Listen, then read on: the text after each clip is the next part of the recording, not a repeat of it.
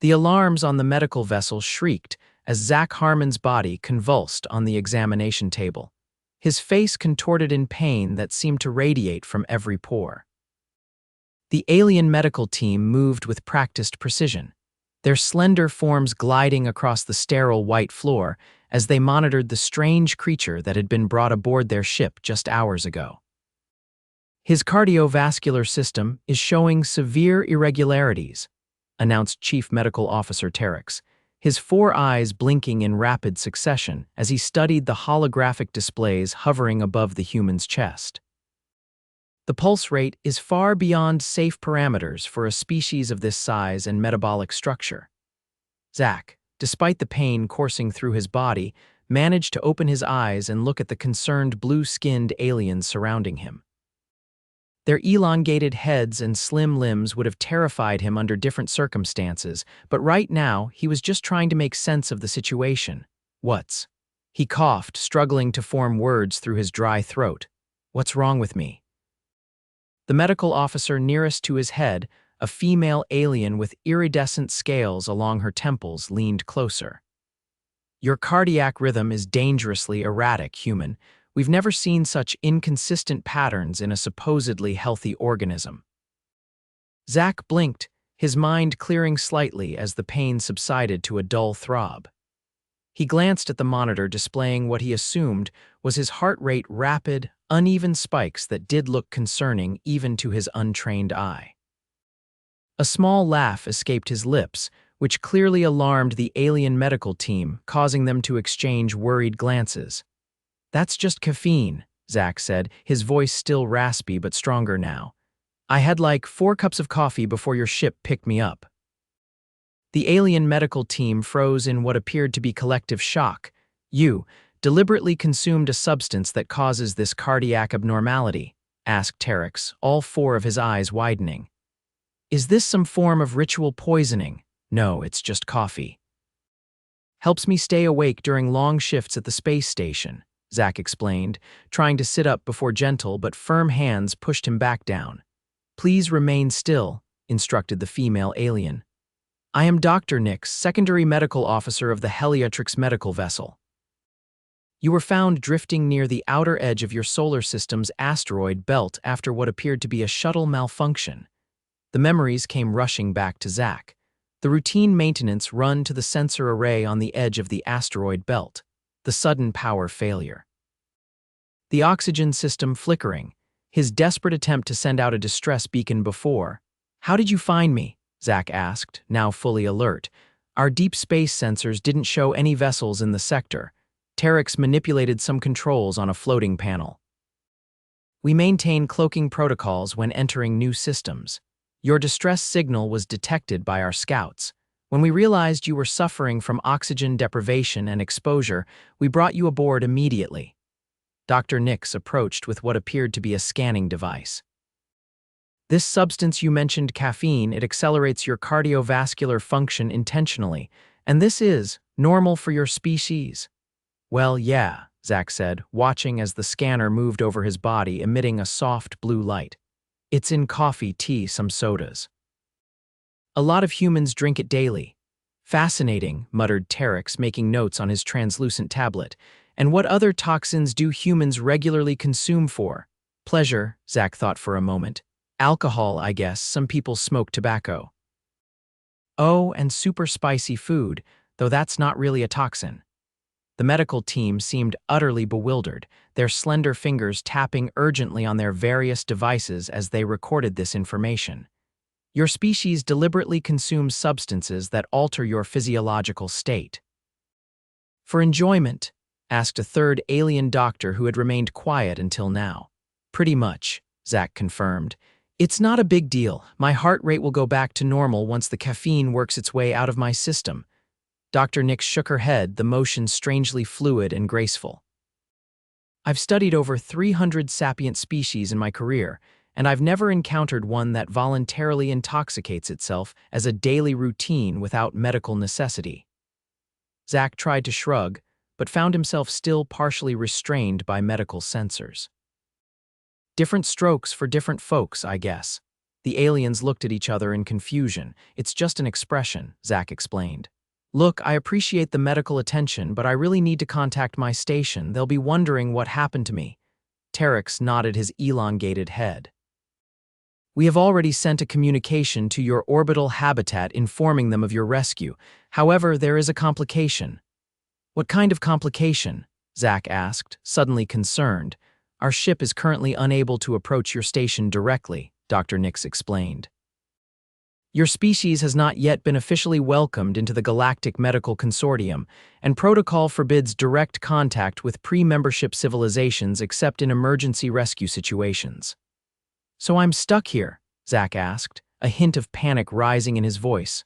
"Not exactly," Terex replied. "We will transfer you to a neutral medical station near your system's outer boundary where representatives from Earth can retrieve you.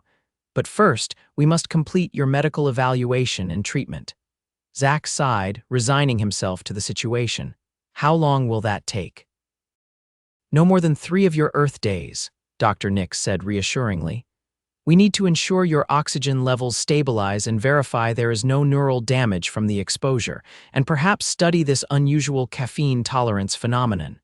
"Great," Zack muttered. 3 days of being a medical curiosity. "We understand your frustration," Terex said, his tone gentle. "But this is also an opportunity. You are the first human to receive treatment aboard a consortium vessel. The data we collect could prove invaluable when Earth applies for membership." This caught Zack's attention. "Wait, Earth is applying for membership to your consortium?" "Not yet," Dr. Nix clarified. "But within the next decade, your planet will likely qualify for initial contact protocols. The information we gather now could help expedite that process." Zack considered this. Being stranded on an alien medical ship for 3 days wasn't ideal, but if it helped Earth standing in the galactic community, maybe it wasn't so bad. "Fine," he finally agreed, "but I have some conditions." The medical team exchanged glances again. "What conditions?"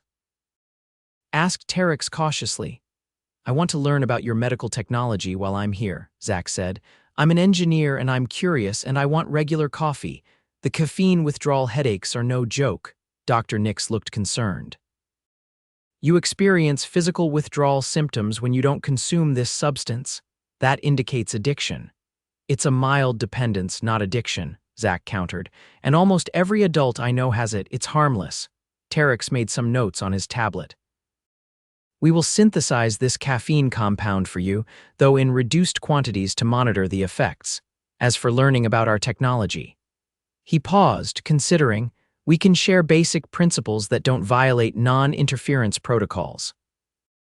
"Deal," Zack said, feeling slightly better about his situation. "So, what happens now?" "Now," said Dr. Nix, preparing what appeared to be a medication injector, "we continue treating your oxygen deprivation and begin a more thorough examination." "Your caffeine-affected heart rate was only the first anomaly we detected," Zack frowned. "What other anomalies?" "Your bone density is unusually high for a species of your evolutionary background," Terex explained. "And your pain tolerance appears to be exceptional based on your vital signs relative to your injuries." "Injuries?" Zack looked down at himself, suddenly noticing the various cuts and bruises covering his arms and chest. "I don't even remember getting hurt." "You suffered multiple lacerations and contusions when your vessel decompressed," Dr. Nix said. "The fact that you're not in significant pain suggests either remarkable tolerance or neural dampening from the oxygen deprivation. Or maybe I'm just tough," Zack suggested with a small smile. The alien doctors didn't seem to appreciate his humor. Instead, Dr. Nix administered the medication, which spread a cool sensation through Zack's veins. "This will help your red blood cells recover from the oxygen deprivation," she explained. "You may feel drowsy." Indeed, Zack could already feel his eyelids growing heavy. As he drifted towards sleep, he heard Terex speaking quietly to the other medical officers. "Prepare a comprehensive physiological survey. If humans regularly consume toxins that would incapacitate most species, their biochemistry may hold valuable insights for multispecies medicine." Zack wanted to protest being treated like a lab specimen, but the medication pulled him under before he could form the words. When Zack awoke, the lighting in the medical bay had changed to a softer, amber glow. He blinked several times, adjusting to consciousness, and found Dr. Nix standing nearby, monitoring his vital signs. "How long was I out?" Zack asked, his mouth feeling uncomfortably dry. "Approximately 8 Earth hours," Dr. Nix replied, offering him a clear container of water. "Your body needed time to repair the cellular damage from oxygen deprivation." Zack accepted the water gratefully, taking a careful sip. It tasted slightly different than Earth water cleaner somehow, with a faint mineral taste that wasn't unpleasant. "I feel better," he admitted, surprised by how much the aching in his muscles had subsided. "The treatment was successful," Dr. Nix confirmed. "However, we detected several concerning patterns during your sleep cycle." Zack sighed. "Let me guess more anomalies. Your brain activity during sleep is remarkably chaotic," she explained. "It suggests your species experiences vivid hallucinatory states during rest periods." "You mean dreams?" Zack asked. "Everyone dreams, that's not an anomaly." Dr. Nix tilted her head. "Most sentient species we've encountered have minimal neural activity during rest cycles. The brain performs maintenance functions and processes memories, but not with the intensive creative engagement yours displayed." "So humans dream more intensely than other species?" Zack asked, finding this genuinely interesting. "Based on our limited sample size of one human, it would appear so," she replied. "Chief Medical Officer Terex is quite excited about this discovery." As if summoned by his name, Terex entered the medical bay, accompanied by a new alien Zack hadn't seen before. This one had darker blue skin and what appeared to be ceremonial markings along the ridges of its face. "Patient Harmon," Terex greeted him. "I'm pleased to see you awake and recovering well. Allow me to introduce Science Officer Kelvy, who has been analyzing your physiological data." The new alien stepped forward. "Fascinating species," Kelvy said without preamble.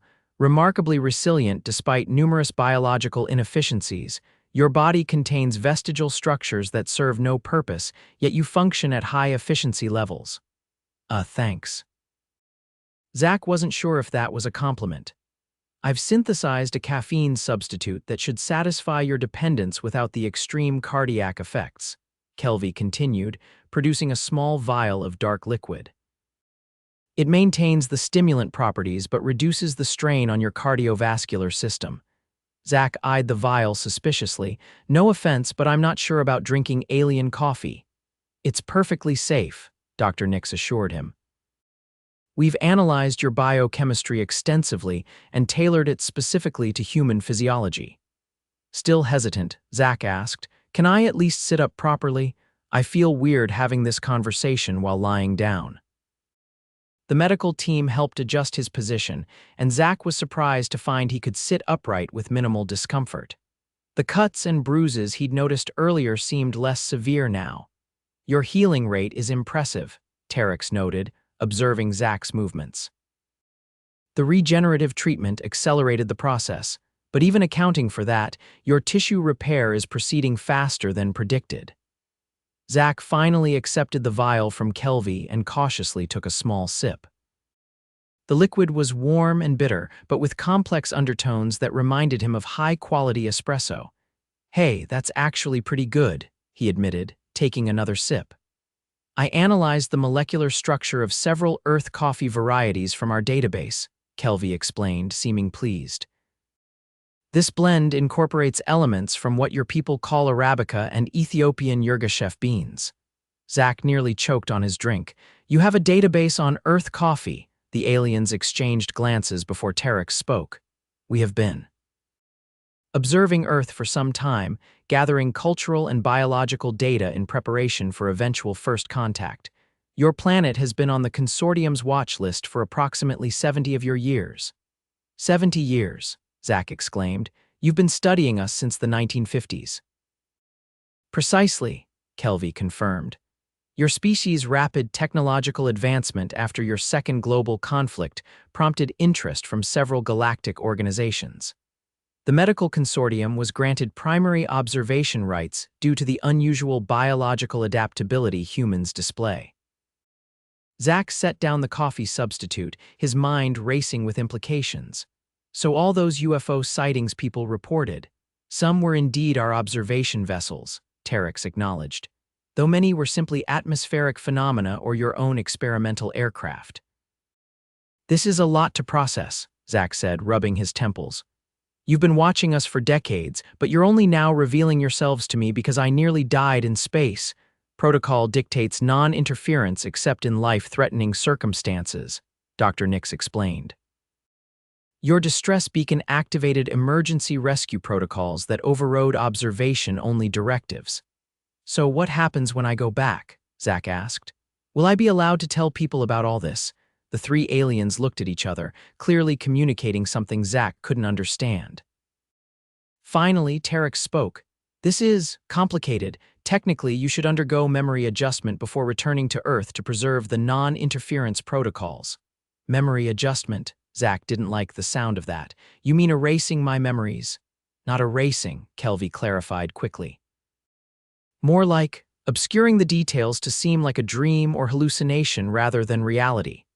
No way, Zack said firmly, setting the coffee down and trying to stand, only to find his legs still weak. I'm not letting you mess with my mind. Dr. Nix gently pushed him back onto the bed. Please remain calm. There is an alternative possibility we are considering. What alternative? Zack asked suspiciously. Earth is approaching the threshold for first contact within the next decade, Terex explained. The consortium's advisory committee has been debating whether to accelerate the timeline due to your planet's climate crisis and rapid technological advancement. Your encounter with us, Kelvy continued, could serve as a controlled introduction, a test case for how humans might react to confirmation of extraterrestrial intelligence. Zack considered this. So I would be like an ambassador, more of a data point, Dr. Nix corrected. Your reactions, questions, and adaptability are being recorded and will be analyzed by the First Contact Committee to assess human readiness. And if I pass this test, Zack asked, the timeline for official contact might be accelerated, Terex said. Instead of waiting another decade, it could happen within the next few Earth years. Zack took another sip of the alien coffee, finding its warmth reassuring as he contemplated this overwhelming information. So everything I say and do here matters for Earth's future relations with your consortium, to some extent, Kelvy acknowledged, though you're just one human, so the data is necessarily limited. Great, no pressure, Zack muttered. Look, I have about 1 million questions. Where do we start? Perhaps with a tour of our medical facilities, Terex suggested. If you feel strong enough to walk, it would be beneficial for your recovery to move about. With help from Dr. Nix, Zack carefully stood up. His legs were shaky but supported his weight. She handed him what appeared to be a medical gown made of a shimmering material that adjusted to his body temperature. This will help monitor your vital signs while you move around, she explained. The tour of the medical vessel was nothing short of mind-blowing for Zack. The ship was massive, with multiple levels dedicated to different aspects of medical care. Terex explained that the vessel served as both a research facility and emergency response unit for the outer sectors of what they called Zone 17, a region that included Earth's solar system and several neighboring star systems. In one laboratory, Zack watched in amazement as injured tissue was regenerated in what Kelvy called a cellular reconstruction chamber. In another room, he saw aliens of various species undergoing treatments for conditions he couldn't begin to comprehend. How many different alien species are there in your consortium? Zack asked as they observed a procedure being performed on a creature that looked like a cross between an octopus and a tree. The Galactic Medical Consortium currently has 372 member species with full membership status, Terex replied. Another 94 have provisional membership, and approximately 200 are at various stages in the application process. And humans have no idea any of this exists, Zack marveled.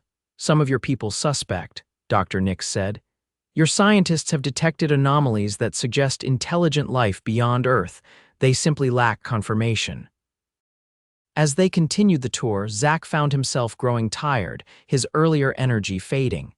Dr. Nix noticed immediately. "Your body is still recovering," she said. "We should return to the medical bay for your next treatment." Back in the bay, Zack was given another injection that sent waves of warmth through his body. As he relaxed on the medical bed, he found himself thinking about Earth, his colleagues at the space station, and how they must be worried about him. "Can I send a message to my station?" he asked. "Just to let them know I'm okay. We've already transmitted regular updates on your condition," Kelvy assured him. "They know you're safe and recovering." "But they don't know I'm on an alien ship, do they?" Zack guessed. "They believe you're aboard an automated emergency response vessel," Terex confirmed. "A simplified explanation that satisfies their immediate concerns without violating protocols." Zack nodded, feeling drowsy again. "One more question before I pass out from whatever you just gave me. Why is my caffeine consumption so shocking to you? Surely other species have stimulants." Dr. Nix nodded. "Many species use medicinal stimulants when necessary. What's unusual is your casual consumption of a substance that significantly alters your cardiovascular function and your body's remarkable tolerance for it. Humans," Kelvy added, "appear uniquely capable of adapting to substances that would be toxic to most species. Your liver function alone is a marvel of evolutionary engineering." "Thanks, I think," Zack mumbled as his eyelids grew heavy once again. "Wake me when it's time for more alien coffee." The next time Zack awoke, the environment had changed. He was no longer in the main medical bay, but in what appeared to be a private recovery room. The walls were a soft blue color that seemed to pulse gently with light, and the bed he lay on was more comfortable than the examination table.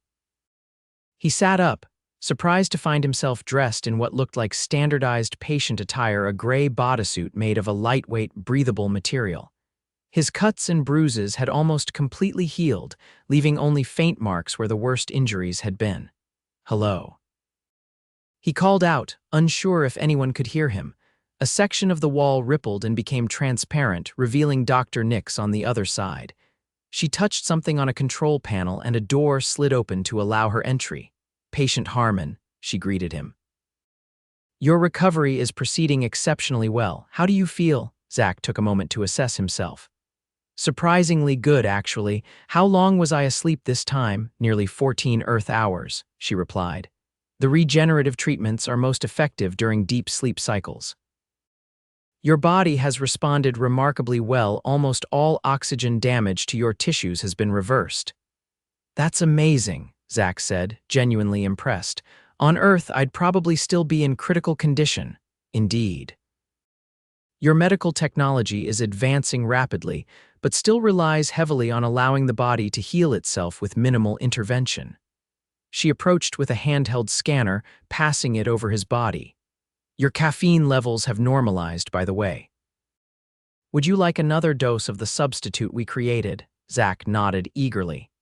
"Yes, please, and maybe some food. I'm starving." "Of course. We've synthesized nutrients compatible with human digestion." She pressed a sequence on her wrist device, and minutes later, another alien arrived with a tray containing the coffee substitute and several small bowls of colorful, unidentifiable foods. Zack eyed the food warily. "Is that actually food?" "It's a nutritional complement specifically designed for your physiology," Dr. Nix explained. "The flavors and textures have been adjusted to approximate Earth cuisine based on our database." Cautiously, Zack tried a spoonful of what looked like blue oatmeal. To his surprise, it tasted remarkably like blueberry pancakes. "This is actually good," he admitted, trying the other dishes. Each had a strange appearance but tasted like familiar Earth foods, one like scrambled eggs, another like fresh fruit. As he ate, Chief Medical Officer Terex entered the room, accompanied by a new alien Zack hadn't seen before. This one was taller than the others, with darker skin and elaborate markings that seemed to indicate a higher rank. "Patient Harmon," Terex said formally, "may I present Director Vashti of the Galactic Medical Consortium's First Contact Division." The new alien stepped forward, studying Zack with intense eyes that seemed to shift color slightly as they focused. "Human Harmon," Director Vashti said, his voice deeper and more resonant than the others. "Your presence aboard our vessel represents a significant moment in your species' history, even if most of your people are unaware of it." Zack set down his spoon, suddenly feeling the weight of the situation. "I'm beginning to understand that. Why are you here now? Is something wrong?" "No," Vashti assured him. "Quite the contrary. I've reviewed your medical data and your interactions with our staff. The First Contact Committee is impressed by your adaptability and calm acceptance of the situation." "I'm an engineer on a space station," Zack explained with a shrug. "We train for unexpected scenarios, though I admit alien first contact wasn't specifically on the list." This earned what Zack interpreted as a smile from Director Vashti, though the expression looked somewhat different on alien features. "I've come to discuss what happens when you return to Earth," Vashti continued. "The committee has made a decision regarding your memories of this encounter." Zack tensed. "And you will be permitted to retain your full memory of these events," Vashti announced. "However, we request that you limit your disclosure to specific individuals within your space agency's upper administration, whom we will identify for you." Zack felt a surge of relief. "So no memory adjustment after all?" "No," Vashti confirmed. "Instead, you will serve as what we call a conscious contact, a person aware of extraterrestrial presence who helps prepare their society for eventual formal first contact." "There have been others like me?" Zack asked, surprised. "Throughout human history, yes," Terex confirmed. "Though never with this level of direct interaction. Previous contacts were more observational in nature." Zack took a sip of his alien coffee substitute, finding its familiar taste comforting as he processed this information. "So what exactly would be expected of me?" "You will be provided with specific information to share with your designated contacts," Vashti explained. "Technical details about clean energy production, advanced medical treatments for certain conditions, and environmental restoration methodologies. Nothing that would drastically alter your society's natural development, but enough to help address some of the critical challenges Earth currently faces." "Like a technological care package," Zack suggested. "An apt description," Vashti agreed. "Additionally, you will serve as our primary point of contact for monitoring human readiness for official first contact. Periodically, you will meet with our representatives to update us on how the shared technologies are being implemented and how selected officials are responding to knowledge of our existence." Zack considered this carefully. "What if I say no? What if this is too much responsibility, Doctor?" Nix looked concerned, but Director Vashti seemed unfazed by the question. "Then you would receive the standard memory adjustment, return to Earth with no recollection of your time here, and the first contact timeline would proceed along its original, slower course," Vashti answered honestly. "This is entirely your choice, Human Harmon. Call me Zack," he said automatically. Then, after a moment's thought, he added, "I need to know something before I decide. Why Earth? What makes humans special enough for all this attention?" The three aliens exchanged glances before Vashti spoke. "Your species possesses a rare combination of traits that the consortium finds valuable," he explained. "Extreme adaptability to different environments, remarkable problem-solving abilities under pressure, complex emotional processing that enhances rather than impedes decision-making. And something our scientists call creative resilience, the capacity to thrive despite biological inefficiencies and environmental challenges. Plus," added Terex, "your physiology's tolerance for substances like caffeine suggests unique biochemical pathways that could advance medical treatments for multiple species." Zack smiled slightly. "So my coffee habit might help alien medicine?" "Potentially," Dr. Nix confirmed. "The way your cardiovascular system adapts to regular stimulant exposure without permanent damage is fascinating from a medical perspective."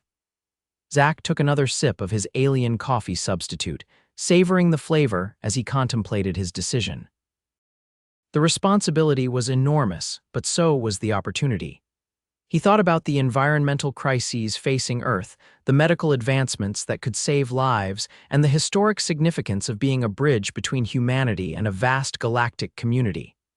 "I'll do it," he finally said. "I'll be your conscious contact or whatever you called it, but I have conditions." Director Vashti tilted his head. "What conditions?" "First, I want regular check-ins with your medical team," Zack said. "If I'm going to be sharing medical technology, I need to understand it better than I do now." "Reasonable," Vashti agreed. "Second, I want a direct communication method to reach you in case of emergency, like if one of your technologies has unexpected consequences, or if Earth faces a crisis where your help could prevent mass casualties." Terex nodded. "We can provide a secure quantum communication device disguised as ordinary Earth technology." "And third," Zack continued, "I want the recipe for this coffee substitute. It's better than anything we have on Earth, and honestly, if you want to win over humans, starting with better coffee is a solid strategy." This prompted what Zack now recognized as laughter from all three aliens. "That can certainly be arranged," Dr. Nix assured him. "We can synthesize a supply for you to take back." "Then we have an agreement," Director Vashti said, extending a four-fingered hand toward Zack. Zack hesitated only briefly before shaking the alien's hand, noting that the skin felt warmer and smoother than human skin. "When do I go home?" he asked. "Tomorrow, by Earth reckoning," Vashti replied. "Your injuries are nearly healed and the oxygen deprivation damage has been reversed. We'll transfer you to a neutral location where your space agency's recovery team can find you, along with a carefully prepared story about an automated rescue vehicle." "And the information I'm supposed to share?" Zack asked. "Will be implanted in a data device that appears to be standard Earth technology," Terex explained, "along with instructions on which officials have been identified as appropriate first contacts." The rest of the day was spent preparing Zack for his return. He was given detailed briefings on the technologies he would be sharing, trained in the use of the quantum communication device, disguised as a typical smartphone, and provided with a final medical examination to ensure he was fully recovered. That night, as he lay in his recovery room contemplating everything that had happened, Dr. Nix paid him a final visit. "I wanted to check on you one last time," she said, entering the room with a small container, "and to give you this." She handed him the container, which was warm to the touch. Inside was a supply of the coffee substitute, enough to last several months. "The recipe is encoded in the data device you'll receive tomorrow," she added, "though reproducing it exactly may be challenging with Earth's current technology." "Thank you," Zack said sincerely. "For this and for saving my life." "It is what we do," she replied simply. "The consortium exists to preserve and improve life throughout the galaxy. Soon your species will join our efforts." "I still find it amazing that my irregular heartbeat from caffeine was what first caught your attention," Zack mused. Dr. Nix made the alien equivalent of a smile. "It was a fortunate anomaly. In medicine, sometimes the unexpected readings lead to the most important discoveries." "I'll try to be a good ambassador," Zack promised, "though I'm still wrapping my head around all of this." "You will have time to adjust," she assured him. "The process of integration will be gradual. And remember, you are not alone. There are others on Earth who know of our existence, though none have had such direct contact as you." This was reassuring to Zack. The idea of bearing this knowledge alone had been daunting. "Get some rest," Dr. Nix advised. "Tomorrow will begin a new chapter for you and potentially for your entire species." As she left, Zack lay back, staring at the gently pulsing ceiling of his recovery room. 3 days ago, he had been a regular space station engineer with a coffee habit. Now, he was part of humanity's first steps toward joining a galactic community. All because alien medics had been concerned about his caffeine-accelerated heartbeat. The irony wasn't lost on him as he drifted into sleep, dreams filled with stars and strange worlds waiting to be discovered. The next morning, or what passed for morning on a spacecraft with artificial lighting cycles, Zack was prepared for his return to Earth.